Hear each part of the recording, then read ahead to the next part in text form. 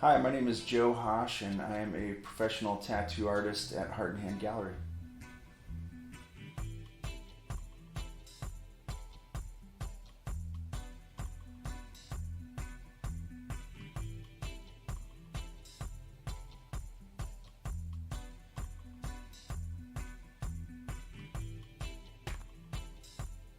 I started tattooing about 14 years ago in Fort Worth at a shop called Liberty Electric Tattoo.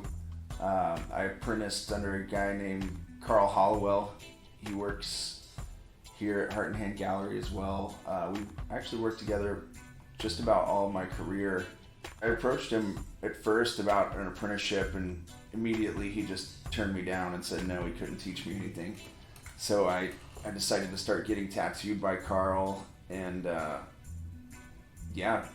pretty soon, about a year after he started tattooing me, he offered me an apprenticeship, and that's how I got my start.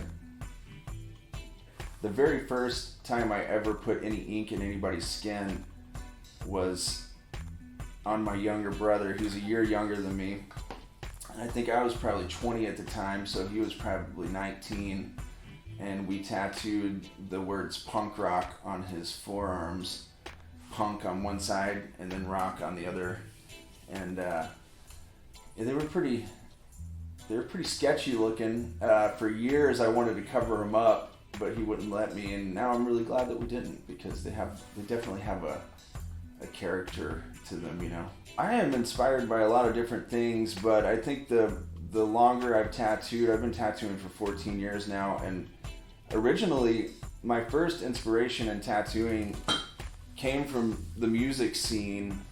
I was really into the band Red Hot Chili Peppers at the time, and they all had really cool tribal tattoos. Actually, most of their tattoos were done by a pretty famous Amsterdam tattoo artist, Henk Schiffermacher, and he did a lot of their work, and a lot of it was displayed on the album Blood Sugar Sex Magic, and I was really influenced by those tattoo photos and that album artwork, so it kind of inspired me to go off and get a tribal tattoo for my first one. I'll show you now, it's right here. Nice tribal sun piece, kind of late 90s style. Once I started getting into punk rock music, I started noticing a lot of those guys had more of like an iconic, what I later learned to be traditional American style tattooing.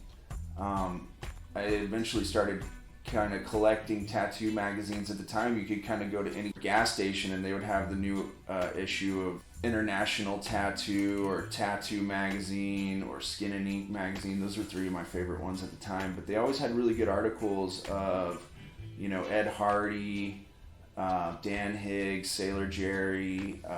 They even had a lot of like really classic stuff, like articles on Cap Coleman and Burt Grimm. So early on, just the traditional American style was really influential to me, and then kind of as I started getting more and more into it, the Japanese style really started popping out to me. I remember there was an article in Skin and Ink on a really old school Japanese master, Horihide, and when I read that one, I mean, just the Japanese style really kind of stuck in my head, and since then I've kind of progressively been getting more and more wrapped up in that style.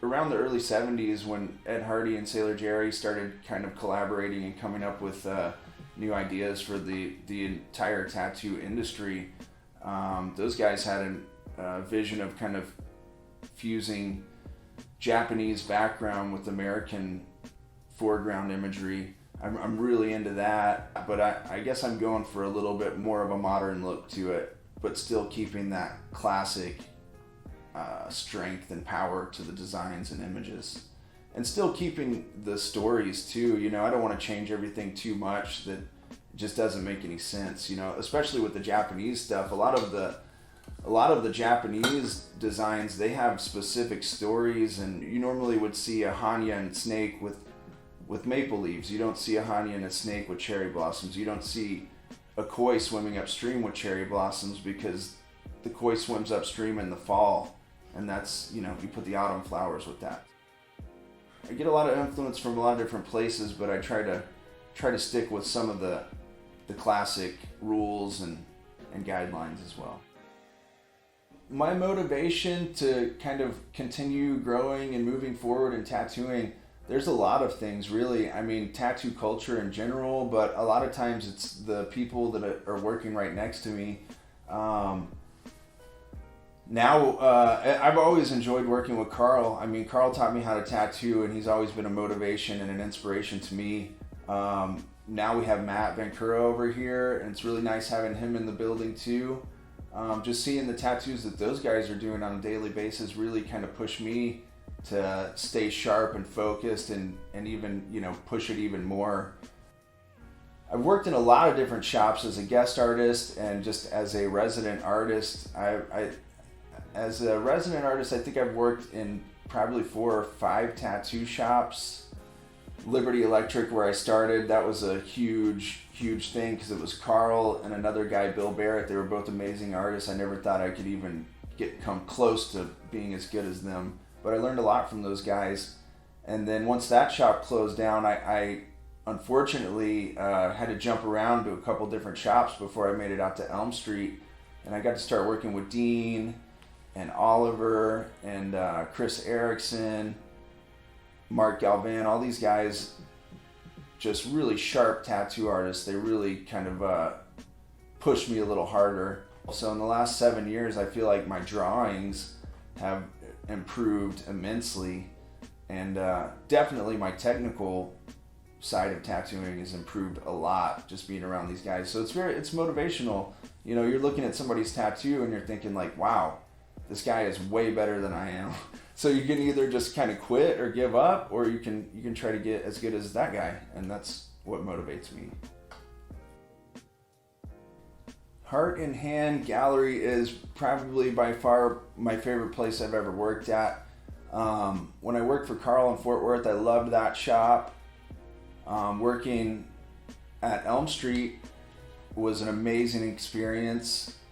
It was probably the wildest tattoo shop I've ever worked in, so that was kind of interesting to kind of have to keep your focus and maintain your composure, basically in like one of the most chaotic tattooing environments in the industry. But I love that shop. That was such a great shop. But when Oliver approached me about opening up the new place, he told me, there's a lot of us at Elm Street that we're just focusing on appointments only. We were starting to get kind of overwhelmed with walk-in traffic at the shop at that time too. They were kind of revamping the whole neighborhood, so street traffic was really increasing. So he wanted to get some younger artists in there to kind of like knock out some of those walk-in tattoos. And Carl and myself, and at the time a couple of other artists that were working there, we were really just doing appointment only for the most part and barely having time to do walk-ins, so we were turning away a lot of business. So anyways, he approached us. He said, yeah, I'm thinking about opening up a private studio for you guys, and immediately I was on board. It's always been a goal of mine throughout my career. I always wanted to be a guy that could just keep himself booked up with appointments, and now that it's gotten to that point, I really appreciate this environment over here. I've always enjoyed working right next to, talented artists, but now it's kind of nice to have my own private space where I can really focus in on what I'm doing.